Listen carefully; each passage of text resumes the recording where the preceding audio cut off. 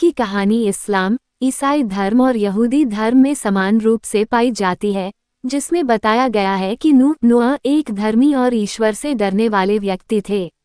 इस कहानी का सबसे महत्वपूर्ण हिस्सा बाढ़ महाप्रलय का वर्णन है, जो पृथ्वी पर पापों के बढ़ जाने के कारण भेजी गई थी। कहानी का मुख्य अंश 1. पाप का फैलाव। नूह के समय में दुनिया में पाप और अत्याचार बहुत बढ़ गया था। लोग ईश्वर के मार्ग से भटक गए थे और अपने स्वार्थ और बुरे कर्मों में लिप्त थे। ईश्वर ने निर्णय लिया कि वह पृथ्वी पर एक महाप्रलय भेजेंगे और मानव जाति को दंडित करेंगे। 2. नूह को आदेश। नूह को ईश्वर ने आदेश दिया कि वे एक विशाल नौका बनाएं, ताकि वे, उनके परिवार और सभी प्रकार के जीव जंतु इस बाढ़ से सुरक्षित रह सकें। नूह ने ईश्वर के आदेशों का पालन किया और नौक बनानी शुरू कर दी।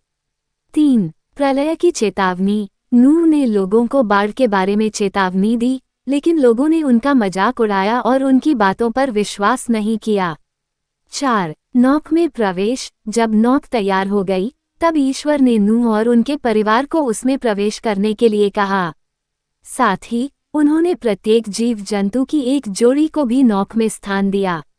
5. महाप्रलय का आरंभ। जब नूह, उनका परिवार और जीव जंतु नौक में सुरक्षित हो गए, तब ईश्वर ने आकाश से भारी वर्षा भेजी, जो 40 दिन और 40 रातों तक लगातार जारी रही।